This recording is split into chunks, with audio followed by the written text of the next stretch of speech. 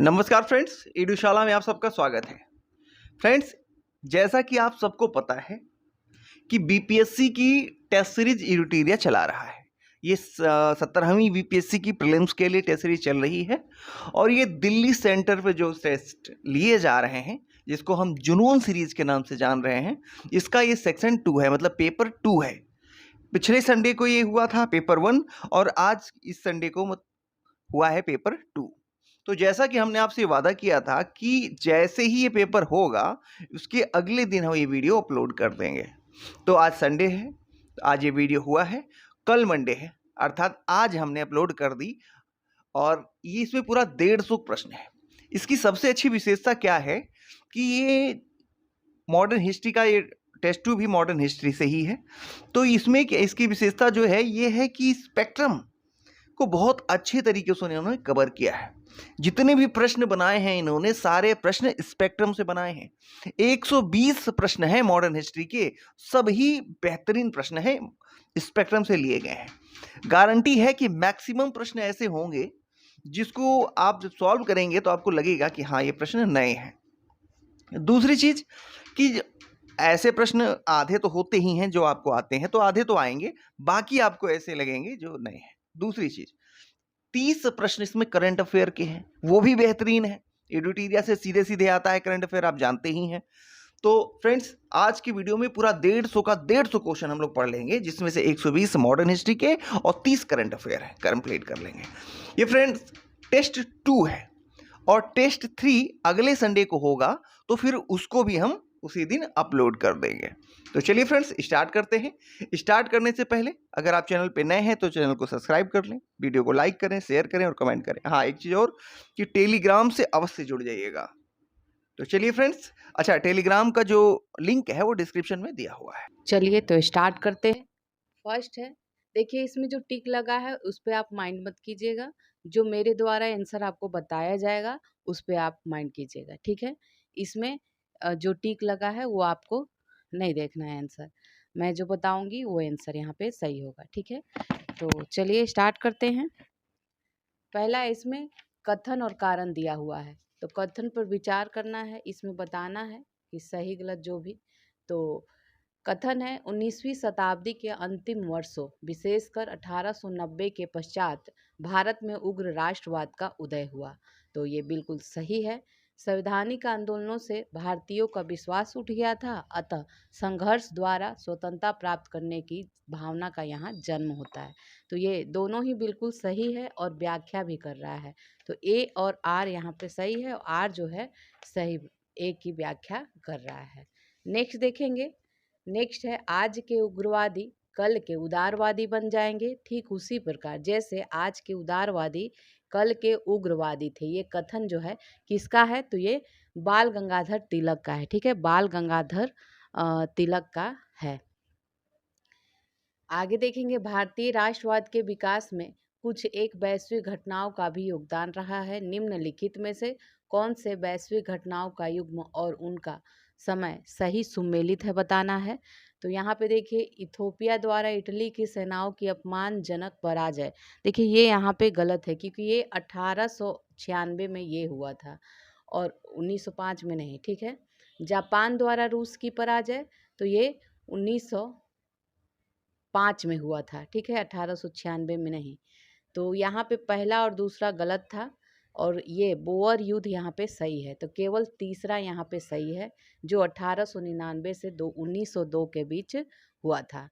अब आगे देखेंगे, भारतीय विश्वविद्यालय अधिनियम जो है कब पारित किया गया था? तो ये 1904 में पारित किया गया था। तो भारतीय विश्वविद्यालयों को राजनैतिक क्रांतिकारियों की उपज तैयार करने की एक फैक्ट्री के तौर पर अंग्रेजों द्वारा वर्णित किया जाता था। तो 1904 में भारतीय विश्वविद्यालय अधिनियम पारित कर विश्वविद्यालय पर सरकारी नियंत्रण को और कड़ा किया गया। निम्नलिखित कथनों पर विचार करना है और सही कथन देखना है। तो इसमें जो सही है देखते हैं, सही देखना है। तो वर्ष 1903 में अंग्रेज सरकार ने बंगाल विभाजन की सार्वजनिक घोषणा करी थी। तो ये देखिए बिल्कुल सही है। और बंगाल विभाजन के निर्णय लिए जाने के पीछे अंग्रेजों का उद्देश्य मुस्लिम संप्रदायवाद को उभार कर राष्ट्रीय आंदोलन को कमजोर करना था।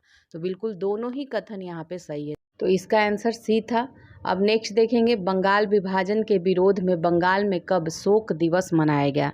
तो बंगाल में शोक दिवस जो मनाया गया था ये 16 अक्टूबर 1905 को मनाया गया था। तो 16 अक्टूबर 1905 को बंगाल विभाजन जो है विधिवत रूप से लागू हुआ था। तो आंदोलनकारियों ने इस दिन को शोक दिवस के रूप में मनाया और इसमें उन्होंने व्रत रखा, गंगा स्नान किया, नंगे पांव पद यात्रा की और पद यात्रा करते हुए उन्होंने वंदे मातरम गीत भी गाया था, जो आगे चलकर भारतीय स्वतंत्रता आंदोलन का मुख्य गीत बना था। आगे देखेंगे, भारतीय राष्ट्रीय कांग्रेस ने अपने किस वार्षिक अधिवेशन में स्वराज की प्राप्ति को अपना मुख्य लक्ष्य बनाया। तो ये कलकत्ता 1906 में, ठीक है, कलकत्ता 1906 में। तो कलकत्ता में जो अधिवेशन हुआ था 1906 में, उसमें दादा भाई नौरोजी की अध्यक्षता में स्वराज प्राप्ति को एक मुख्य लक्ष्य बनाया गया, घोषित किया गया। और स्वराज का क्या मतलब होता है, तो स्वराज का तात्पर्य है वैसी शासन पद्धति समझा गया जो सभी स्वशासित उपनिवेशों में प्रचलित था, अर्थात उन्हें अपने आंतरिक मामलों में पर्याप्त स्वायत्तता दी जाए। स्वराज का यही मतलब था। स्वदेशी आंदोलन के कार्यकर्ताओं के अनिवार्य अध्ययन करने के लिए एक पुस्तक निर्देशित की गई थी। तो उस पुस्तक का क्या नाम है, देशेर कथा, ठीक है, देशेर कथा इसका नाम है। और ये किसने प्रकाशित किया था, सखाराम गणेश देउस्कर ने 1904 में देशेर कथा प्रकाशित किया था। आगे देखेंगे, राष्ट्रीय शिक्षा परिषद की स्थापना कब हुई थी। तो ये 15 अगस्त 1906 में हुई थी, ठीक है। नेशनल काउंसिल ऑफ एजुकेशन, राष्ट्रीय शिक्षा परिषद। निम्न कथनों पर विचार करना है और देखना है कि असत्य बताना है यहाँ पे, ठीक है, असत्य। तो द फिलोसफी ऑफ द बम नामक प्रसिद्ध पुस्तक की रचना चंद्रशेखर आजाद ने किया था। तो यहाँ पे देखिए,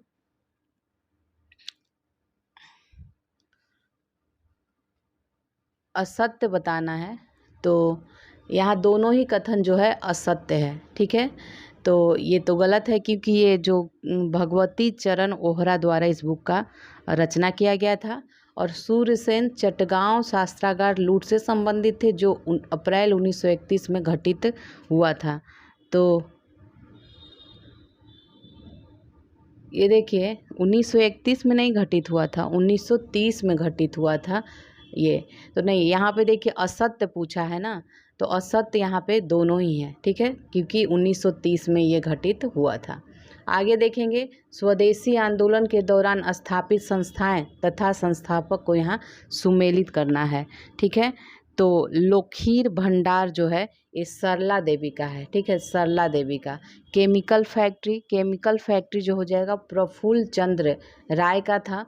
और इंडियन स्टोर जो है ये जोगेश चंद्र चौधरी। और इंडिया स्टोर की बात, स्वदेशी भंडार जो है रविन्द्रनाथ टैगोर का था। तो यहाँ पे एक हो जाएगा ये।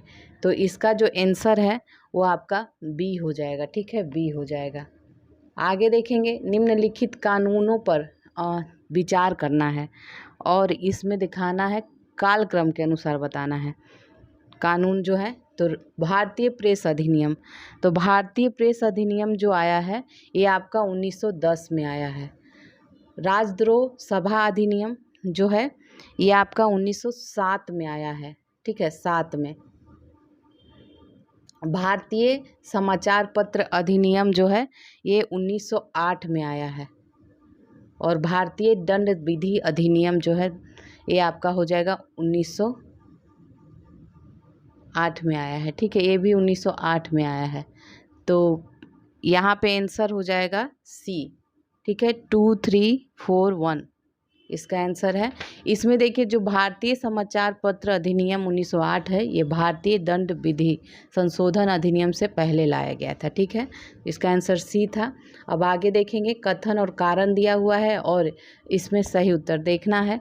तो यहाँ पे देखिए, क्रांतिकारी आंदोलनकारी उदारवादी तथा उग्रवादी दोनों की पद्धतियों से वैचारिक भिन्नता रखते थे। तो ये सही है, भिन्नता रखते थे। और क्रांतिकारियों का मानना था कि साम्राज्यवादी शासन भारत की धार्मिक और राजनीतिक स्वतंत्रता, सभ्यता, संस्कृति एवं नैतिक मूल्यों इत्यादि सभी को नष्ट कर देगा। तो देखिए ये दोनों ही कथन यहाँ पे सही है, बी है इसका आंसर। व्याख्या नहीं कर रहा है लेकिन दोनों सही है। नेक्स्ट है युगांतर नामक क्रांतिकारी साप्ताहिक पत्र का प्रकाशन किनके द्वारा किया गया है? तो ये बारिंद्र कुमार घोष और भूपेंद्र नाथ दत्त के द्वारा किया गया था। ये साप्ताहिक पत्र था। निम्नलिखित क्रांतिकारी घटनाओं पर विचार करना है और इसमें सही कालक्रम के अनुसार बताना है। तो सही कालक्रम देखेंगे इसमें, एक मिनट। हाँ, तो पहला है रेल की पटरी। रेल की पटरी उड़ाने का जब प्रयास हुआ था, जिसमें लेफ्टिनेंट गवर्नर एंड्रयू फ्रेजर यात्रा कर रहे थे, तो ये 1907 में हुआ था। ठीक है, 1907 में, और ये दिसंबर 1907 में हुआ था। मुजफ्फरपुर के जिला जज किंग्सफोर्ड की हत्या के उद्देश्य से उनकी गाड़ी पर बम फेंका गया, तो ये 1908 में फेंका गया था। ठीक है, 1908 में फेंका गया था। और ये जो तीसरा है युगांतर समूह के सदस्यों द्वारा पूर्वी बंगाल के भूतपूर्व अलोकप्रिय लेफ्टिनेंट गवर्नर फुलर की हत्या का प्रयास, तो ये भी 1907 में ही किया गया था। ठीक है, 1907 में। तो यहाँ पे आंसर डी हो जाएगा, CAB आंसर हो जाएगा। ठीक है, A और B। आगे देखेंगे बंगाल में क्रांतिकारियों द्वारा संगठित पहला गुप्त संगठन कौन था? तो ये अनुशीलन समिति। ठीक है, अनुशीलन समिति था। और ये अनुशीलन समिति जो है 1902 में इसका गठन किया गया था। और ज्ञानेंद्र नाथ बसु ने मिदनापुर में इसकी स्थापना की थी, जबकि कोलकाता में इसका गठन P मित्रा, प्रफुल्ल मित्रा ने किया था। और जतीन्द्र नाथ बनर्जी एवं बारिंद्र कुमार घोष जैसे प्रसिद्ध क्रांतिकारी इस संगठन से जुड़े थे। अब आगे देखेंगे, आगे है अभिनव भारत नामक क्रांतिकारी संगठन की स्थापना कब और कहाँ हुई थी? तो ये आपका हो जाएगा D 1904 महाराष्ट्र में होगा। ठीक है, 1904 महाराष्ट्र में। अभिनव भारत क्रांतिकारी संगठन से जुड़े अनहत कान्हरे नामक व्यक्ति ने जैक्सन नामक एक अंग्रेज की हत्या कर दी थी। तो ये जैक्सन कौन था? तो जैक्सन जो था नासिक का जिला मजिस्ट्रेट था। आगे देखेंगे विदेश में स्थापित क्रांतिकारी संगठन, और सूची 2 में दिया है स्थान या केंद्र, इसको सुमेलित करना है। तो गदर पार्टी, गदर पार्टी आपका हो जाएगा San Francisco America, India House London हो जाएगा, और यूनाइटेड इंडिया हाउस ये कहाँ हो जाएगा? United India house Seattle USA। ठीक है, सिएटल USA यहाँ है। स्वदेशी सेवक गृह ये वैंकूवर कनाडा हो जाएगा। तो इसका जो आंसर है B हो जाएगा, B है इसका आंसर। नेक्स्ट देखेंगे एक क्रांतिकारी समाचार पत्र द इंडियन सोशलिस्ट का प्रकाशन कहाँ से किया जाता था? तो ये लंदन से। ठीक है, लंदन से किया जाता था। तो श्यामजी कृष्ण वर्मा ने 1905 में लंदन में इंडिया हाउस के नाम से एक क्रांतिकारी संगठन की स्थापना किया था, और यहाँ से ही ये समाचार पत्र का प्रकाशन किया जाता था। नेक्स्ट है क्रांतिकारियों का उद्देश्य आतंकवाद नहीं अपितु क्रांति है, और क्रांति का उद्देश्य भारत में राष्ट्रीय सरकार की स्थापना है। ये कथन किनका है? तो ये कथन सुभाष चंद्र बोस का है। ठीक है, तो सुभाष चंद्र बोस ने क्रांतिकारियों के उद्देश्य को लेकर विभिन्न राष्ट्रवादी विचारधारा वाले लोगों के बीच भी कोई भ्रांति नहीं थी, इसी परिप्रेक्ष्य में सुभाष चंद्र बोस ने ऐसा कहा था। आगे देखेंगे, आगे है निम्नलिखित क्रांतिकारी घटनाओं गतिविधियों पर विचार करें। ठीक है, और कालक्रम के अनुसार बताना है। तो इसका कालक्रम देखेंगे। पहले देखिए, पहले जो है कामागाटा मारू जो है 1914 में हुआ था। ठीक है, 1914 में। फिर दिल्ली षड्यंत्र केस आपका 1912-13 हो जाएगा, 12-13। ठीक है, और गदर पार्टी हो जाएगा 1913 में। कामागाटा मारू हो ही गया। वायसराय लॉर्ड हार्डिंग के काफिले पर जो बम फेंका गया था ये 1912 में फेंका गया था, दिसंबर में। ठीक है, तो अब गद्दार पार्टी की हो गया 1 नवंबर 1913। तो इसका आंसर जो हो जाएगा बी हो जाएगा, DBCA इसका आंसर होगा। 1918 की विद्रोह समिति की रिपोर्ट के अनुसार भारत में क्रांतिकारी गतिविधियों का प्रारंभ सर्वप्रथम किन क्षेत्रों से हुआ था? तो ये महाराष्ट्र से हुआ था। ठीक है, भारत में क्रांतिकारी का सर्वप्रथम, इसकी पुष्टि देखा जाए तो 1918 की विद्रोह समिति की रिपोर्ट के आधार पर प्राप्त होता है। रिक्त स्थान की पूर्ति करना है तो इसको देखते हैं। चापेकर बंधुओं ने 1897 में पूना में प्लेग समिति के प्रधान श्री रैंड लेफ्टिनेंट आयस्ट की हत्या करी थी। 1897 होगा। भारत माता नामक पत्र का प्रकाशन निम्नलिखित में से किस क्रांतिकारी संगठन द्वारा किया गया था? तो ये सी हो जाएगा, अंजुमन ए मोहिबान ए वतन के द्वारा ये किया गया था। ठीक है, इस पत्र में अजीत सिंह जो थे, इन्होंने अनेक क्रांतिकारी लेख लिखे थे और लोगों से दमन एवं उत्पीड़न का विरोध करने के लिए आगे आने के लिए कहा था।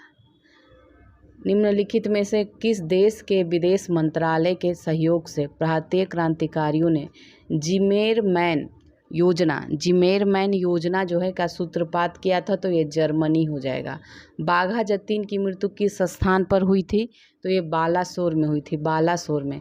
अब फिर से कथन और कारण देखेंगे तो इसमें देखते हैं। कथन है, प्रथम विश्व युद्ध ने भारतीय क्रांतिकारियों एवं विदेशी में हो रहे क्रांतिकारियों में उत्साह का संचार किया था। तो ये सही है। ठीक है, ये सही है, लेकिन यहाँ पे देखिए आर गलत है। ठीक है, कि ये आशा थी कि युद्ध के बाद सुशासन के संबंध नहीं, तो ये यहाँ पे गलत है। ठीक है, तो दरअसल यह आशा की गई थी कि ब्रिटेन युद्ध के बाद भारत में सुशासन की दिशा में ठोस कदम उठाएगा। उदारवादियों एवं उग्रवादियों के थे, न कि क्रांतिकारियों के थे। ठीक है, यहाँ क्रांतिकारी दिया है इसलिए ये गलत है। तो यहाँ पे केवल ए सही था। आगे देखेंगे, भारत का होम रूल आंदोलन किस देश के इसी प्रकार के आंदोलन से प्रेरित था? तो ये आपका हो जाएगा आयरलैंड। ठीक है, आयरलैंड से।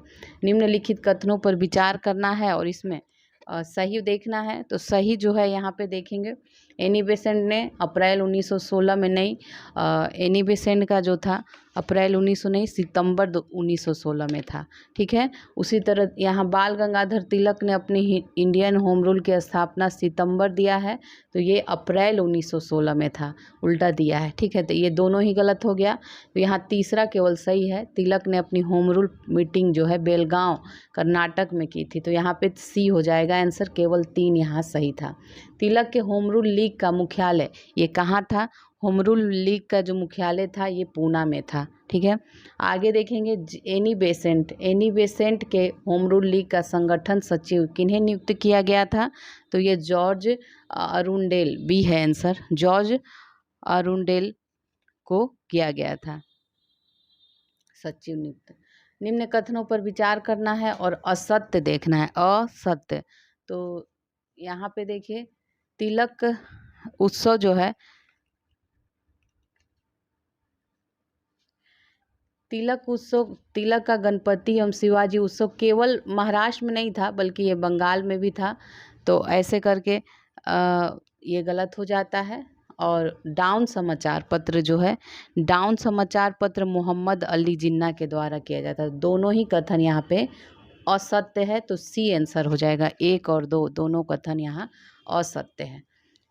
अब आगे देखते हैं, 1916 के कांग्रेस के प्रसिद्ध लखनऊ में आयोजित वार्षिक सम्मेलन की संबंधित निम्नलिखित कथनों पर विचार करना है।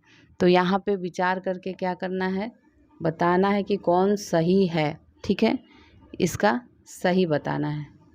कौन है? 34, तो ये हो जाएगा। इस सम्मेलन की अध्यक्षता कांग्रेस के उदारवादी विचारधारा वाले नेता अंबिका चरण मजूमदार ने किया था। बिल्कुल सही है। इस सम्मेलन के माध्यम से कांग्रेस के नरमपंथी एवं गरमपंथी गुट पुनः एकीकृत होगी, ये भी सही है। इस सम्मेलन की एक महत्वपूर्ण उपलब्धि थी कांग्रेस और मुस्लिम लीग के मध्य समझौता। तीनों ही कथन यहाँ पे सही है, डी है इसका आंसर। निम्नलिखित कथनों पर विचार करना है और इसमें सही कथन देखना है। तो तिलक एवं एनी बेसेंट के प्रयासों से कांग्रेस के लखनऊ अधिवेशन में नरम दल एवं गरम दल के राष्ट्रवादियों के मध्य समझौता होने में काफ़ी मदद मिली, बिल्कुल सही है। उदारवादी नेता फिरोज शाह मेहता की मृत्यु हो जाने से कांग्रेस के दोनों दलों में एकता का मार्ग प्रशस्त हुआ। यहाँ पे दोनों ही कथन सही आ जाएगा, ठीक है। आगे बढ़ेंगे। निम्नलिखित में से कौन सा प्रावधान लखनऊ समझौता के अंतर्गत शामिल नहीं था? तो यहाँ पे जो नहीं था ये पहला ही नहीं था, ठीक है, बाकी बी सी डी था। तो कांग्रेस ने मुस्लिम लीग की मुसलमानों के लिए पृथक निर्वाचन व्यवस्था की मांग को स्वीकार कर लिया था। केंद्रीय व्यवस्था में व्यवस्थापिका सभा में कुल निर्वाचित भारतीय सदस्यों का 1/9 भाग मुसलमानों के लिए आरक्षित किया गया था और मुसलमानों के निर्वाचन हेतु सांप्रदायिक चुनाव व्यवस्था जो है स्वीकार की गई थी। तो यहाँ पे ए गलत है, बाकी तीनों सही था, बी सी डी। अब नेक्स्ट देखेंगे, निम्न कथनों पर विचार करना है और सत्य कथन देखना है। तो यहाँ पे देखेंगे, वासुदेव बलवंत फड़के ने रामोसी कृषक दल के माध्यम से महाराष्ट्र में सर्वप्रथम क्रांतिकारी गतिविधियों का प्रारंभ किया था। तो यहाँ पे केवल एक ही सही है, ठीक है, यहाँ पे केवल एक सही है, दूसरा गलत है। यहाँ पे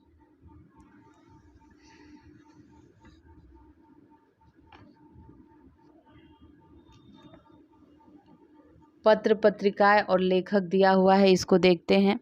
तो अल हिलाल किसका था? अबुल कलाम आज़ाद का। न्यू इंडिया आपका एनी बेसेंट हो जाएगा। कॉमरेड जो है मोहम्मद अली का और इंडियन अरेस्ट वेलेंटाइन सिरोल का हो जाएगा। तो इसका आंसर जो था ये बी था, ठीक है, बी आंसर था। भारत शासन अधिनियम 1919 का आधार क्या था? तो ये मॉन्टेग्यू चेम्सफोर्ड रिपोर्ट था। भारत शासन अधिनियम 1919 के आधार पर प्रांतों में स्थापित द्वैत शासन प्रणाली के संबंध में निम्नलिखित में से कौन सा कथन सत्य नहीं है बताना है।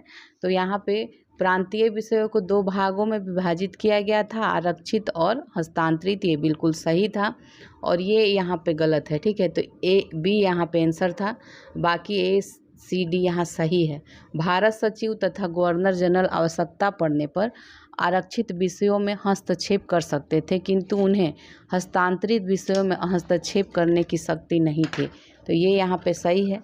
और प्रांतों में संवैधानिक तंत्र के विफल होने पर गवर्नर राज्य के प्रशासन एवं हस्तांतरित विषयों का दायित्व अपने ऊपर ले सकता था। तो यहाँ पे ये सही था। आगे देखेंगे, कथन और कारण दिया है और इसमें देखना है कि कथन क्या है। भारत सरकार अधिनियम 1919 को भारत के संवैधानिक इतिहास में महत्वपूर्ण स्थान है। तो ये सही है और इस अधिनियम ने प्रांतों के लिए ऐसी राजनीतिक व्यवस्था विकसित करने में मदद की जिससे देश के लोगों में मत देने की व्यवहारिक समझ विकसित हुई। तो ये दोनों ही कथन यहाँ पे सही है और व्याख्या भी कर रहा है, ए था आंसर। निम्नलिखित घटनाओं पर विचार करना है और देखना है, कालक्रम बताना है, ठीक है। तो आपका ये हो जाएगा ये 1918 हो जाएगा, अहमदाबाद मिल मजदूरों का हड़ताल, चंपारण 1917 और जालियांवाला बाग हत्याकांड 1919। तो इसका आंसर जो था बी है। देखिए इसका आंसर सी है, बी चंपारण पहले होगा, फिर ए और फिर सी। आगे देखेंगे, प्रथम विश्व युद्ध जो हुआ था उसके बाद परिस्थितियां में भारत में क्रांतिकारी गतिविधियों की जांच और उससे निपटने और सुझाव देने के लिए ब्रिटिश सरकार द्वारा किसकी नियुक्ति की गई थी?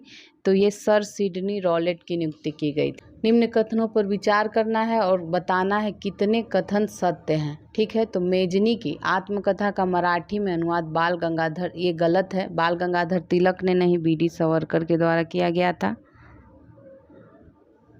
The Indian war of independence 1857 के लेखक बी.डी. सावरकर हैं, ये बिल्कुल सही है। बी.डी. सावरकर को दिल्ली षड्यंत्र केस के तहत काले पानी की सज़ा, ये भी यहाँ पे गलत है क्योंकि उनको नासिक षड्यंत्र केस के तहत दी गई थी सज़ा।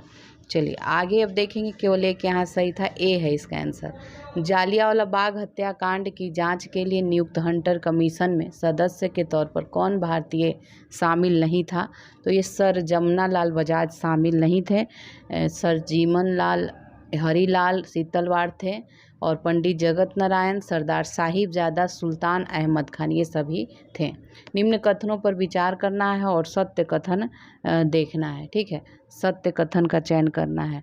तो यहाँ पे हो जाएगा यंग इंडिया एवं कॉमनवेल्थ नामक पत्र, यंग इंडिया नहीं, ये गलत है, यंग इंडिया तो महात्मा गांधी का था, कॉमनवेल्थ इनका है। अच्छा, तिलक की होम रूल लीग की स्थापना अप्रैल 1916 में, जबकि बेसेंट की होम रूल की स्थापना 1916 में सितंबर में हुई थी, ये बिल्कुल सही है। तो केवल यहाँ 2 सही है, बी है आंसर। 3 कठिया पद्धति के अनुसार नील किसानों को अपनी भूमि के कुल कितने भागों पर नील की खेती करना आवश्यक था? तो ये 3/20 भाग पे था। महात्मा गांधी ने भारत में सत्याग्रह की अपनी तकनीक का पहला प्रयोग किस आंदोलन में किया था? तो ये चंपारण सत्याग्रह 1917 में किया था। वर्ष 1918 में अहमदाबाद के सूती मिल मजदूरों ने व्यापक हड़ताल कर एक आंदोलन छेड़ दिया। मजदूरों द्वारा हड़ताल करने के पीछे क्या कारण थे? तो ये प्लेग बोनस को लेकर हड़ताल हुआ था यहाँ पे। अब कथन कारण देखेंगे तो इसमें देखना है, मॉन्टेग्यू चेम्सफोर्ड सुधारों का वास्तविक मकसद जो था द्वैध शासन को लागू करना था, न कि जनता को राहत पहुंचाना, बिल्कुल सही है। और इन सुधारों से स्वशासन की मांग कर रहे राष्ट्रवादियों को अत्यंत निराशा हुई थी। तो दोनों ही कथन यहाँ पे सही है, लेकिन व्याख्या नहीं है, बी है इसका आंसर, बी। नवंबर 1919 में खिलाफत का अखिल भारतीय सम्मेलन कहाँ आयोजित किया गया? तो ये दिल्ली में आयोजित किया गया था। अखिल भारतीय खिलाफत सम्मेलन 1919 का अध्यक्ष किसे चुना गया था? तो ये महात्मा गांधी को चुना गया था। पंजाब एवं खिलाफत के मुद्दे पर विचार करने तथा स्वराज की स्थापना होने तक असहयोग कार्यक्रम चलाने की स्वीकृति प्रदान करने के लिए सितंबर 1920 में कांग्रेस का विशेष अधिवेशन कहाँ आयोजित किया गया था? तो ये कलकत्ता में आयोजित किया गया था, कलकत्ता में, ठीक है। आगे देखेंगे, रिक्त स्थानों की पूर्ति उचित विकल्प के आधार पर करना है। इसमें क्या है? असहयोग आंदोलन के कार्यक्रम का अनुमोदन दिसंबर 1920 में कांग्रेस के किस अधिवेशन में हुआ था? तो ये नागपुर अधिवेशन में हुआ था। वर्ष 1920 की खिलाफत कमेटी की सभा जिसने गांधी जी को असहयोग आंदोलन के नेतृत्व को संभालने का अनुरोध किया था, तो वह किस शहर में? ये इलाहाबाद में किया था, ठीक है, इलाहाबाद में। निम्नलिखित कथनों पर विचार करना है और यहाँ क्या सत्य कथन देखना है। तो आंध्र प्रदेश के गुंटूर जिले में पलनाडु वन सत्याग्रह कनेंगती हनुमंती के नेतृत्व में किया गया था, बिल्कुल सही है। और पलनाडु वन सत्याग्रह असहयोग आंदोलन का एक भाग था, तो यहाँ दोनों ही कथन सही है, सी है आंसर। प्रिंस ऑफ वेल्स का भारत आगमन कब हुआ था? तो ये नवंबर में हुआ था, ठीक है, 17 नवंबर 1921 में असहयोग आंदोलन के दौरान ये आगमन हुआ था। निम्न कथनों पर विचार करना है, नेक्स्ट है, निम्न कथनों पर विचार करेंगे और यहाँ पे देखिए असत्य बताना है। तो यहाँ पे जो है ये असत्य है, केवल यहाँ पे आंसर जो है ए, ठीक है, केवल एक असत्य है क्योंकि ये 5 फरवरी को नहीं होकर बल्कि 5 मार्च 1931 को संपन्न हुआ था दिल्ली समझौता। और इसमें इस समझौते को स्वीकृति जो है प्रदान करने हेतु वार्षिक अधिवेशन 29 मार्च 1931 को कराची में आयोजित किया गया था और इसकी अध्यक्षता वल्लभ भाई पटेल ने किया था। ये यहाँ पे ये दूसरा यहाँ सही था, आंसर इसका ए था। रंपा या मान्यम विद्रोह के नेतृत्वकर्ता कौन थे? तो ये अलूरी सीताराम राजू थे। नेक्स्ट है, मद्रास वन अधिनियम किस वर्ष लागू हुआ था? तो मद्रास वन अधिनियम जो है ये आपका 1882 में लागू हुआ था। नेक्स्ट देखेंगे, 5 फरवरी 1922 को चौरी चौरा कांड के बाद महात्मा गांधी ने असहयोग आंदोलन को वापस ले लिया था। तो चौरी चौरा कहाँ स्थित है? गोरखपुर जिला में स्थित है, उत्तर प्रदेश। असहयोग आंदोलन को औपचारिक रूप से वापस लेने की घोषणा किस प्रस्ताव के द्वारा की गई थी? तो ये हो जाएगा बारदोली प्रस्ताव। कांग्रेस खिलाफत स्वराज पार्टी जिसका गठन 1923 में हुआ था, इसके संस्थापक अध्यक्ष और सचिव कौन थे? तो ये चित्तरंजन दास और मोतीलाल नेहरू थे। निम्नलिखित कथनों पर विचार करना है और बताना है यहाँ पे क्या? सत्य कथन। तो देखेंगे इसको। दिसंबर 1922 में कांग्रेस का वार्षिक अधिवेशन हुआ था गया में, ठीक है, सही है। चित्तरंजन दास इस अधिवेशन के अध्यक्ष थे, ये भी सही है। और इस अधिवेशन में सी राजगोपालाचारी को महामंत्री चुना गया था। देखिए ये यहाँ पे गलत है, ठीक है, केवल यहाँ पे 1 और 2 ही सही है, ठीक है। जो महामंत्री चुना गया था ये मोतीलाल नेहरू को चुना गया था, इसलिए गलत है। अब रिक्त स्थान की पूर्ति करना है। तो नवंबर 1923 को संपन्न हुए चुनावों में स्वराज्यों को उल्लेखनीय सफलता मिली थी। तो सेंट्रल लेजिस्लेटिव असेंबली की 101 निर्वाचित सीटों में उन्हें कितना सीट मिला था? तो 42 सीट में जीत हासिल हुआ था। 1925 में सेंट्रल लेजिस्लेटिव असेंबली केंद्रीय विधानसभा के अध्यक्ष चुने जाने वाले पहले भारतीय कौन थे? तो ये विट्ठल भाई पटेल थे। निम्नलिखित कथनों पर विचार करना है और बताना है इसमें असत्य बताना है, ठीक है। तो असत्य कौन सा है? तो 1928 में सार्वजनिक सुरक्षा विधेयक पर सरकार की पराजय स्वराज्यों की महत्वपूर्ण उपलब्धि थी, तो ये सही है। और स्वराज्यों ने बंगाल में जमींदारों के विरुद्ध काश्तकारों की मांगों का समर्थन नहीं किया, तो ये भी सही है, ठीक है। दोनों ही कथन यहाँ पे सही है, इसलिए असत्य कोई नहीं है, डी है आंसर। 1920 के दशक में भारतीय राष्ट्रीय आंदोलन के संबंध में अपरिवर्तनवादी से क्या तात्पर्य है? तो यहाँ पे अपरिवर्तनवादी जो हो जाएगा, अपरिवर्तनवादी से क्या तात्पर्य है बताना है। तो भारतीय राष्ट्रीय आंदोलन में शामिल वैसा समूह जो विधान परिषदों में प्रवेश का विरोध कर रहा था, बी है इसका आंसर। पाथेर डाबी उपन्यास पुस्तक किसने लिखा? तो ये शरत चंद्र चट्टोपाध्याय ने। मेरठ षड्यंत्र केस किस वर्ष चलाया गया था? तो ये 1929 में चलाया गया था, सी है आंसर। तो मेरठ केस हो गया। देखिए मेरठ केस के बारे में देख लेते हैं। 1929 में साम्यवादी विचारधारा वाले 32 लोगों को गिरफ्तार कर उन पर मेरठ षड्यंत्र केस का मुकदमा चलाया गया था। ये गिरफ्तार किए गए लोगों में क्रांतिकारी राष्ट्रवादी, ठीक है, ट्रेड यूनियन के कार्यकर्ता तथा 3 ब्रिटिश समाजवादी फिलिप ब्रेनबर्डले और लेस्टर हंचिसन शामिल थे।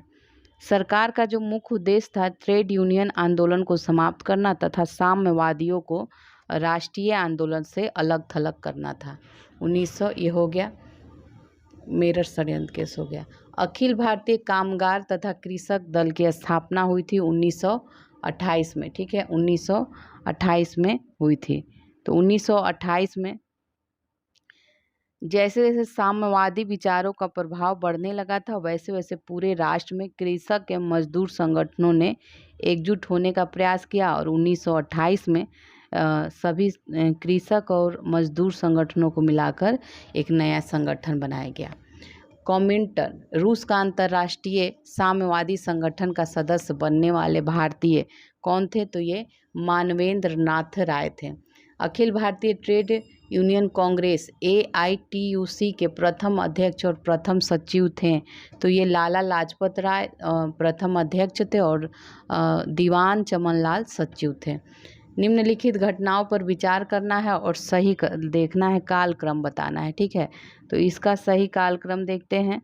तो सबसे पहला है केंद्रीय विधानसभा में जो बम विस्फोट हुआ है ये आपका 1929 में हुआ है, और फिर काकोरी ट्रेन लूट जो हुआ है ये 1925 में हुआ है, और चटगांव शस्त्रागार लूट जो है 1930 में हुआ है, और सॉन्डर्स की हत्या आपका 1928 में हुआ है। ठीक है, 28 में। तो इसका सही क्रम जो है बी है, इसका आंसर BDAC है। मास्टर दा निम्नलिखित में से किस क्रांतिकारी का लोकप्रिय, तो ये सूर्यसेन हो जाएगा। लोकप्रिय नाम था। तो राम मोहम्मद सिंह आज़ाद, ये किस क्रांतिकारी का अन्य नाम था, तो ये उधम सिंह। ठीक है, उधम सिंह का नाम था। आप लोग मूवी देखे ही होंगे। मुतादर कहा जाता है, तो ये ग्राम प्रधान को कहा जाता था। ठीक है। अगस्त 1925 में काकोरी रेल डकैती कांड में किस ट्रेन को क्रांतिकारियों द्वारा लूटा गया था, तो ये जो ट्रेन थी 8 डाउन ट्रेन थी। ठीक है, काकोरी रेल डकैती जो है ये भारतीय क्रांतिकारी आंदोलन के इतिहास की एक महत्वपूर्ण घटना है। अगस्त 1925 में क्रांतिकारियों द्वारा लखनऊ सहारनपुर रेलखंड में स्थित एक छोटे से कस्बे काकोरी में 8 डाउन ट्रेन को रोका गया था। ठीक है, और सरकारी खजाने को लूट लिया गया था। हिंदुस्तान रिपब्लिकन आर्मी का गठन हुआ था, तो ये 1924 में हुआ था। ठीक है, हिंदुस्तान अक्टूबर 1924 में कानपुर में हुआ था। चंद्रशेखर आज़ाद कब और किस स्थान पर पुलिस से मुठभेड़ में करने में शहीद हो गए थे, तो ये 1931 अल्फ्रेड पार्क इलाहाबाद हो जाएगा। उस क्रांतिकारी युग की पहचान कीजिए जो अप्रैल 1929 में केंद्रीय विधानसभा में बम विस्फोट की घटना में शामिल था, तो ये भगत सिंह और बटुकेश्वर हो जाएगा, बटुकेश्वर दत्त। भगत सिंह, सुखदेव तथा राजगुरु पर किस केस के तहत मुकदमा चलाकर फांसी की सजा दी गई थी, तो ये केस तो और लाहौर षड्यंत्र केस था। ठीक है, लाहौर षड्यंत्र केस क्या था कि लाला लाजपत राय पर जब साइमन विरोधी प्रदर्शन कर रहे थे उस दौरान लाठीचार्ज किया गया था, और सॉन्डर्स के इससे उनकी मृत्यु हो गई थी, और बाद में सॉन्डर्स की हत्या इन्होंने किया था। यही लाहौर षड्यंत्र केस है। आयोग और समिति और उसके कार्य देखते हैं, तो ठीक है, आयोग और समिति उसके कार्य देखते हैं। तो एक मिनट। मूडी मैन का द्वैत शासन प्रणाली के कार्यक्रम की निगरानी करना था। भारतीय विधि आयोग का हो जाएगा संवैधानिक सुधारों की प्रगति की रिपोर्ट तैयार करना। लिनलिथगो जो था ग्रामीण अर्थव्यवस्था की स्थिति की जांच करना, और ली आयोग जो था सिविल सेवाओं में भर्ती की पद्धतियों की जांच पड़ताल करना था। तो यहाँ पे डी आंसर था, डी। साइमन कमीशन का गठन कब किया गया था, साइमन कमीशन का गठन 8 नवंबर 1927 को किया गया था। अब यहाँ पे फिल करना है। तो 7 सदस्यीय साइमन कमीशन में ब्रिटेन की लिबरल पार्टी, लेबर पार्टी और कंजर्वेटिव पार्टी के सदस्यों की जो संख्या थी, तो ये थी सी है इसका आंसर 1, 2 तथा 4। साइमन कमीशन कब भारत आया था, तो साइमन कमीशन आया है 3 फरवरी 1928 में। नेक्स्ट है, सन 1928 में लॉर्ड बर्कनहेड ने भारतीयों को ऐसे संविधान के निर्माण हेतु चुनौती दी जो सभी गुटों एवं दलों को मान्य हो। तो ये लॉर्ड बर्कनहेड ये कौन थे, तो ये तत्कालीन ब्रिटिश सरकार के भारत सचिव थे। दिसंबर 1928 में नेहरू रिपोर्ट की समीक्षा के लिए कहाँ सर्वदलीय सम्मेलन का आयोजन किया गया था, तो ये हो जाएगा कलकत्ता में। इंडिपेंडेंस फॉर इंडिया लीग की स्थापना किया था, तो ये जवाहरलाल नेहरू तथा सुभाष चंद्र बोस ने। कांग्रेस ने पूर्ण स्वराज का प्रस्ताव कब और कहाँ पारित किया, तो ये हो जाएगा सी, दिसंबर 1929 में कांग्रेस के लाहौर अधिवेशन में। कथन कारण देखेंगे तो इसमें कथन है, असम में सविनय अवज्ञा आंदोलन को उतना समर्थन नहीं मिला जितना असहयोग आंदोलन को मिला था। ये सही है, और ऐसा अनेक विभाजित मुद्दों की इस उपस्थिति के कारण हुआ था। तो दोनों ही कथन सही है और व्याख्या भी कर रहा है। फिर से रिक्त स्थानों की पूर्ति करना है। तो अप्रैल 1930 में तमिलनाडु के तंजौर के समुद्र तट पर चक्रवर्ती राजगोपालाचारी ने त्रिचुनापल्ली से बेदारण्य तक की नमक यात्रा प्रारंभ की थी। तो ये सही है, ये सविनय आयोग आंदोलन के अवज्ञा आंदोलन के समय हुआ था। आगे देखेंगे, सविनय अवज्ञा आंदोलन के दौरान पटना में नमक बनाकर कानून तोड़ने के लिए नखास तालाब का चयन किया गया था। किनके नेतृत्व में यहाँ नमक कानून तोड़ा गया था? तो ये हो जाएगा अंबिका कांत सिन्हा के। नमक सत्याग्रह की सबसे तीव्र जो प्रतिक्रिया रही 21 मई 1930 को धरासना महाराष्ट्र में घटित हुई थी। तो इसमें शामिल कौन नहीं था? तो के.एम. मुंशी नहीं शामिल थे, सरोजिनी नायडू, मनीलाल, इमाम शाह शामिल थे। सविनय अवज्ञा आंदोलन को लोकप्रिय बनाने में क्षेत्र, उम्र, लिंग आदि से ऊपर उठकर लोगों ने काम किया। बच्चों ने वानर सेना का गठन किया। लड़कियों ने किस प्रकार की सेना का गठन किया? तो ये मंजरी हो जाएगा, ठीक है, मंजरी सेना का। गांधी जी की दांडी यात्रा नेपोलियन की एल्बा से पेरिस की ओर किए गए अभियान के समान थी। तो ये किसने कहा था? तो ये देखिए, इसमें से कोई नहीं, सुभाष चंद्र बोस ने इस कहा था ऐसा। वर्तमान भारतीय राष्ट्रीय ध्वज की जो रूपरेखा को पहली बार कब अपनाया गया था? तो ये कांग्रेस का कराची अधिवेशन 1931 में अपनाया गया था। 24 सितंबर 1932 को ऐतिहासिक पूना समझौता के आधार पर बिहार एवं उड़ीसा में दलितों के लिए प्रांतीय विधानमंडलों में कितनी सीटें आरक्षित की गई थी? तो ये 18 सीटें थी, 18। 16 अगस्त 1932 को फूट डालो और राज करो की नीति के तहत रैमजे मैकडोनाल्ड ने सांप्रदायिक पंचायत की घोषणा की थी।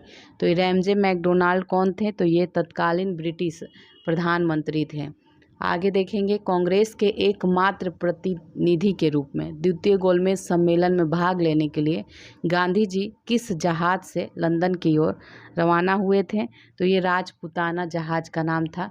निम्न में से किस कांग्रेसी नेता ने मालाबार क्षेत्र में कालीकट से पोयानूर तक की यात्रा किया था? तो ये ए हो जाएगा आंसर, के केल्पन ने। सविनय अवज्ञा आंदोलन के तुरंत बाद की राजनीति के संबंध में निम्नलिखित कथनों पर विचार करना है और यहाँ पे सही कौन सा है बताना है। तो रचनात्मक कार्यों का प्रारंभ हुआ, बिल्कुल सही है। संवैधानिक तौर तरीकों से संघर्ष का प्रारंभ हुआ, जन आंदोलन जारी रखने का प्रयास हुआ और क्रांतिकारी आंदोलन की ओर रुझान। देखिए यहाँ पे डी आंसर हो जाएगा, डी, सारे ही सही हैं। अब आगे देखेंगे, जवाहरलाल नेहरू ने किस आंदोलन की वापसी की आलोचना करते हुए आदर्शों का समर्पण कहा? तो ये सविनय अवज्ञा आंदोलन हो जाएगा, सविनय अवज्ञा आंदोलन। भारत सरकार अधिनियम 1935 के मुख्य प्रावधानों के संबंध में गलत का चयन करना है। तो यहाँ पे जो गलत था ये यहाँ पे ए गलत है, बाकी सब यहाँ सही है। समस्त विषयों का बंटवारा 3 सूचियों में किया गया था, केंद्रीय सूची, राज्य सूची और समवर्ती सूची।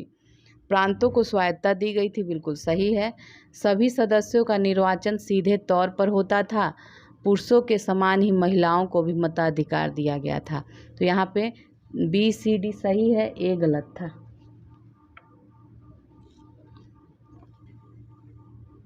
भारत सरकार अधिनियम 1935 के संदर्भ में बताना है कि यहाँ पे क्या बताना है, असत्य कथन देखना है, ठीक है, असत्य देखना है। तो ब्रिटिश सरकार का लक्ष्य उदारवादी तथा संवैधानिक नरमपंथियों जो सविनय अवज्ञा आंदोलन के दौरान अपना जन समर्थन खो चुके थे को सुधारों द्वारा सरकार की ओर आकर्षित करना था। तो यहाँ पे देखिए पहला सही है। दूसरा 1935 के अधिनियम का कांग्रेस ने समर्थन किया। देखिए ये गलत है, कांग्रेस ने इसका समर्थन नहीं किया था, इसको नामंजूर किया था। तो यहाँ पे जो असत्य था, यहाँ 2 और 3 असत्य है, ठीक है। जो तीसरा है, इस अधिनियम ने केंद्र पर द्वैत शासन थोपा।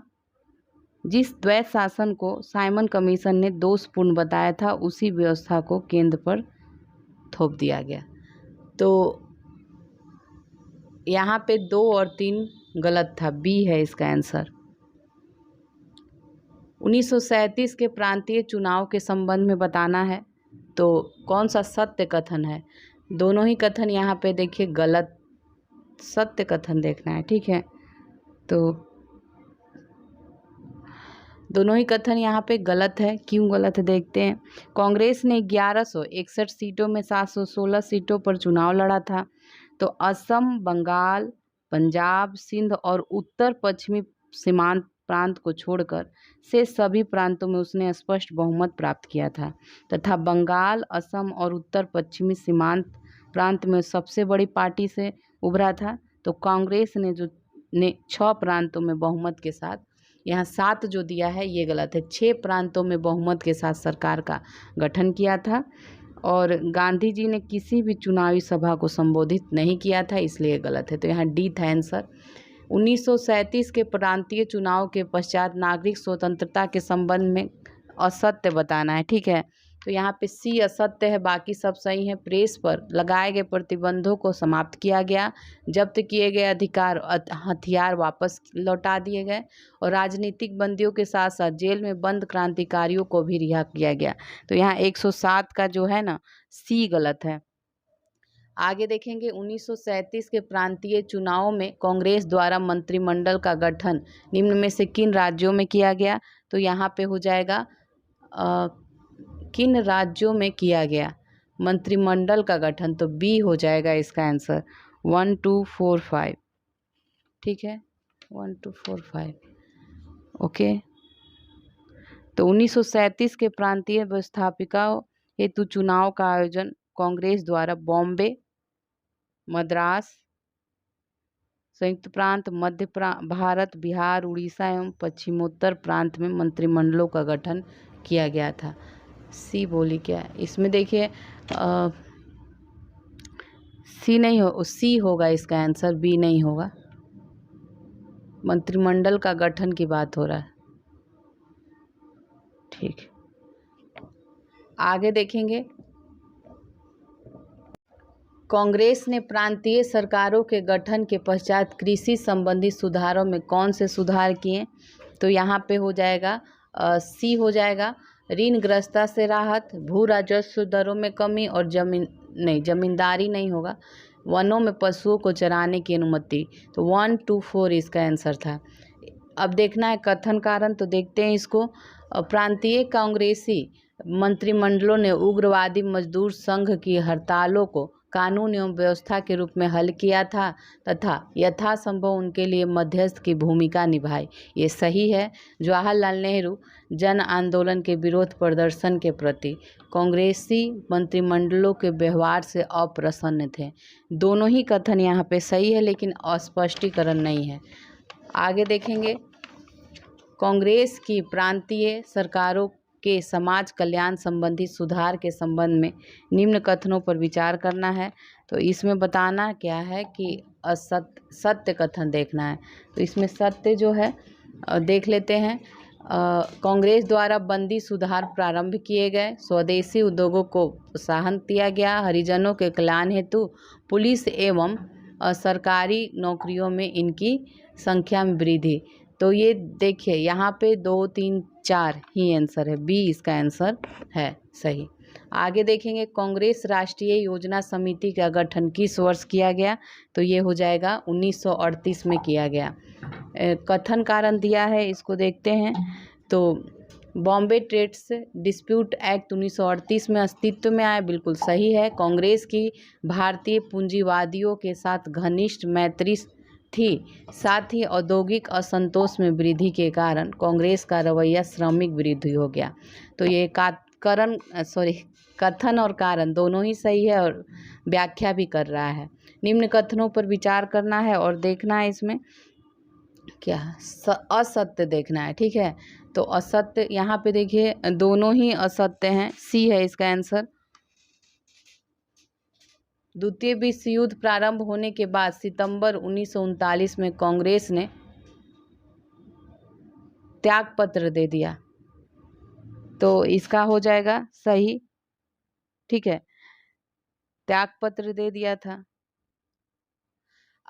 लेकिन ये अक्टूबर में दिया था, ठीक है, अक्टूबर 1939 में त्यागपत्र दिया था, इसलिए गलत था। और कांग्रेस का शासन कुल 27 महीनों का था, तो ये भी गलत था क्योंकि कांग्रेस का शासन कुल 28 महीनों का था। अब आगे देखेंगे कथन कारण है, तो इसको देखते हैं। पीरपुर समिति का गठन 1938 में मुस्लिम लीग द्वारा किया गया, बिल्कुल सही है। अखिल भारतीय मुस्लिम लीग कांग्रेस से इस बात पर नाराज हो गई कि कांग्रेस उनके साथ शक्ति साझा नहीं कर रही थी, तो ए और आर यहाँ दोनों सही है, व्याख्या भी कर रहा है। नेक्स्ट देखेंगे, मिलान करना है, तो इसको देखते हैं। अखिल भारतीय अस्पृश्यता विरोधी लीग का गठन जो हुआ है सितंबर 1932 में हुआ है। लेजिस्लेटिव असेंबली में मंदिर प्रवेश विधेयक का गिराया जाना, ये अगस्त 1934 में हुआ है। और हरिजन यात्रा का प्रारंभ जो हुआ है ये आपका नवंबर 1933 में हुआ है। हरिजन पत्रिका का प्रकाशन ये आपका जनवरी 1933 में हुआ है। तो इस तरह इसका जो आंसर है डी है, डी आंसर हो जाएगा। पूना समझौता के संबंध में कथनों पर विचार करें, असत्य कथन देखना है। तो पूना समझौता के बारे में देखते हैं, यहाँ असत्य कथन,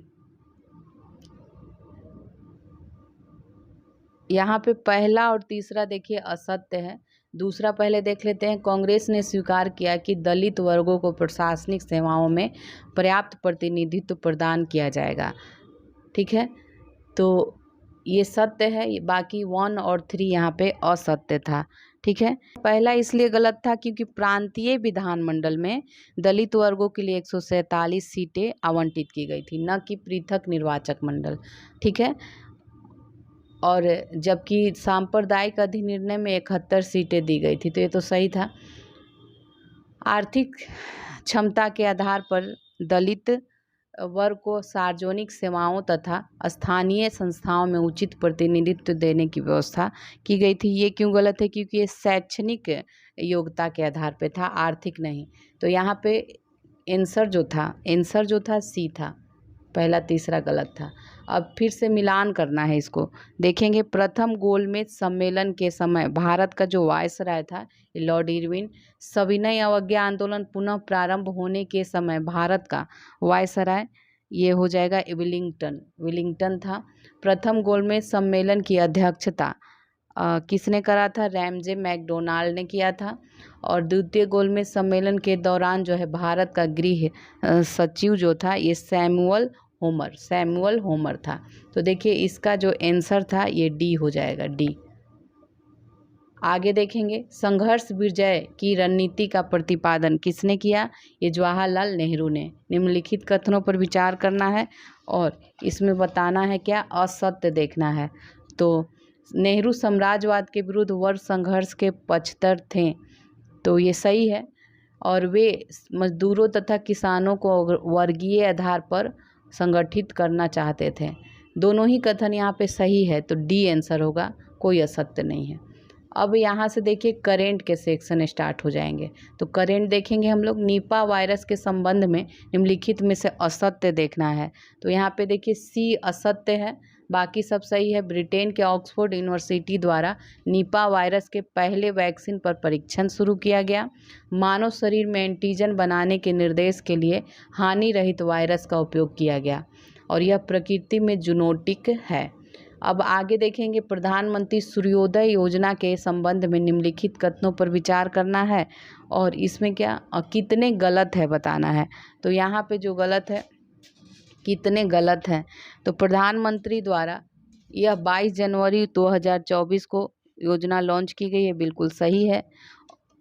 और यह देखिए ये गलत है दूसरा, क्योंकि यह नवीन एवं नवीकरणीय मंत्रालय की पहल है, ठीक है। और तीसरा देखें तो इसमें 1 करोड़ घरों की छतों पर सोलर पैनल लगाने का लक्ष्य है, ये सही है।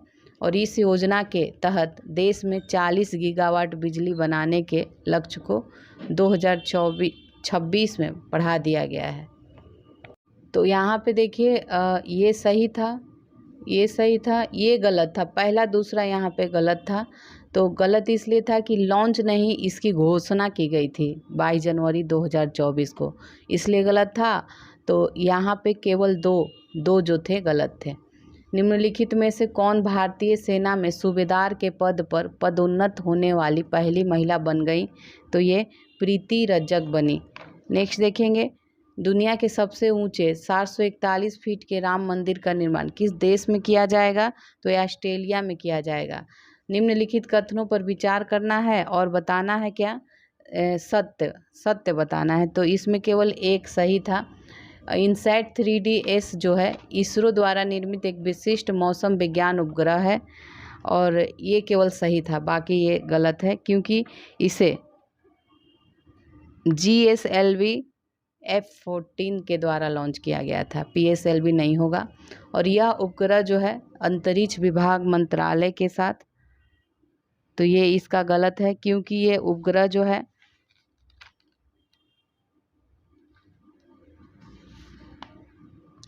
विज्ञान मंत्रालय, ठीक है, विज्ञान मंत्रालय के साथ है। एक विज्ञान मंत्रालय यहाँ होगा, अंतरिक्ष नहीं होगा, के साथ एक उपयोगकर्ता वित्त पोषण परियोजना, तो केवल एक सही था। सुरैया उपग्रह का संबंध किस देश से है? सुरैया, तो सुरैया जो है ईरान, ठीक है, ईरान का है। हाल ही में देश का पहला स्वदेशी रूप से विकसित हेपेटाइटिस A वैक्सीन जो है हेविस्योर किसने लॉन्च किया? तो ये इंडियन इम्यूनोलॉजिकल लिमिटेड ने। दुनिया के सबसे ऊंचे बाबा साहब अंबेडकर की सामाजिक न्याय की प्रतिमा का उद्घाटन कहाँ किया गया? तो यह आंध्र प्रदेश में किया गया है। गणतंत्र दिवस परेड 2024 में पहली बार थल सेना, नौसेना और वायुसेना की त्रिसेवा महिलाओं की एक टुकड़ी ने कर्तव्य पथ पर मार्च किया। इस टुकड़ी का नेतृत्व किया किसने? कैप्टन संध्या महिला ने किया। नीतीश डिवाइस निम्न में से निम्न कूट की सहायता सत्य देखना है इसमें। तो नीतीश डिवाइस जो है इसका बी आंसर है, केवल 2 और 3 सही है क्योंकि ये आपदा प्रबंधन प्राधिकरण के द्वारा लॉन्च किया गया है, न कि कृषि विभाग के द्वारा। बाकी ये दोनों सही है। खेत में कार्य करने वाले मजदूर इस डिवाइस को अपने शरीर पर धारण करेंगे और यह एक अलर्टिंग डिवाइस है जो आपदा से 30 मिनट पूर्व आपदा की सूचना भेजेगा। निम्नलिखित में से किस एकमात्र विदेशी को पद्म पुरस्कार 2024 से सम्मानित किया गया है? तो यह यंग लुई को, ताइवान के हैं ये। प्रधानमंत्री राष्ट्रीय बाल पुरस्कार 2024 से बिहार के किस बच्चे को सम्मानित किया गया है? तो ये मोहम्मद हुसैन को किया गया है, ठीक है, आर्ट एंड कल्चर के तहत। प्रधानमंत्री अच्छा ये हो गया। हाल ही में उत्तर भारत का प्रथम मानव DNA बैंक कहाँ किया गया है? तो ये BHU बनारस हिंदू विश्वविद्यालय में स्थापित किया गया है। इलेक्ट्रिसिटी रिपोर्ट 2024 के संबंध में बताना है, तो इसमें क्या असत्य देखना है? तो असत्य इसमें देखिए दूसरा देखिए यहाँ पे सही है। इसके अनुसार क्या है कि वर्ष 2024-26 के दौरान भारत की वार्षिक औसत बिजली मांग वृद्धि जो है 6.5% आंकी गई है, जो भारत की आर्थिक वृद्धि को दर्शाता है, ठीक है। और ये जो वर्ल्ड इकोनॉमिक फोरम द्वारा जारी नहीं किया जाता बल्कि अंतर्राष्ट्रीय ऊर्जा एजेंसी द्वारा जारी किया गया है। और तीसरा, पहला और तीसरा यहाँ पे देखिए गलत था। तो तीसरा क्यों गलत था? क्योंकि भारत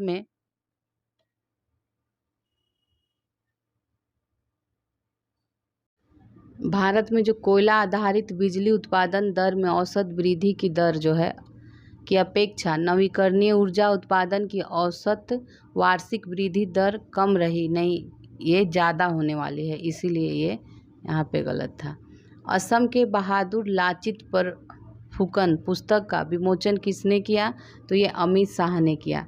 निम्नलिखित भाषाओं पर विचार करना है। उपरोक्त में से किस भाषा को हाल ही में सरकार द्वारा शास्त्रीय भाषा शामिल किया गया है? तो यहाँ पे तीनों ही हो जाएगा। कौन कौन? पाली, प्राकृत और फारसी, तीनों हो जाएगा। भारत और अर्जेंटीना ने हाल ही में लिथियम परियोजना पर हस्ताक्षर किया है, तो इस संदर्भ में लिथियम ट्रायंगल क्या है? तो ये क्या है? ये लिथियम के स्रोत एवं भंडार इसको है। भारतीय स्टाम्प बिल 2023 के संबंध में कौन सा कथन असत्य है बताना है। तो यहाँ पे जो असत्य है D है, केवल 1 और 2 यहाँ असत्य है। तीसरा सही है। नए मसौदा जो है विधेयक में डिजिटल ई स्टाम्पिंग के नियम शामिल किए गए हैं। और ये पहला क्यों गलत है? क्योंकि ये 1899, ठीक है, 1899 का अधिनियम था, इसको निरस्त करने का प्रस्ताव है। और स्टाम्प शुल्क जो है केंद्र सरकार द्वारा लगाया जाता है, लेकिन ये राज्य सरकार द्वारा लिया जाता है, ठीक है, इसलिए गलत था। तो यहाँ आंसर जो था डी था। एक समंदर मेरे अंदर, ये पुस्तक किसने लिखा है? तो ये संजीव जोशी ने लिखा है, संजीव जोशी ने। निम्नलिखित कथनों पर विचार करना है और इसमें क्या बताना है? असत्य बताना है। तो सारे ही सत्य हैं यहाँ पे। भारतीय रिजर्व बैंक द्वारा पंचायती राज संस्थाओं का वित्त रिपोर्ट जारी किया गया, बिल्कुल सही है। इस रिपोर्ट के अनुसार पंचायतों का औसत राजस्व वित्तीय वर्ष 2021-22 की तुलना में 22-23 में गिरावट को दर्शाता है। और इस रिपोर्ट के अनुसार जो है पंचायतों का औसत व्यय वित्तीय वर्ष 21-22 की तुलना में वित्तीय वर्ष 2022-23 में घट गया है। हाल ही में समाचार पत्रों में रहा न्यूरालिंक क्या है? तो न्यूरालिंक जो है ब्रेन कंप्यूटर इंटरफेस है।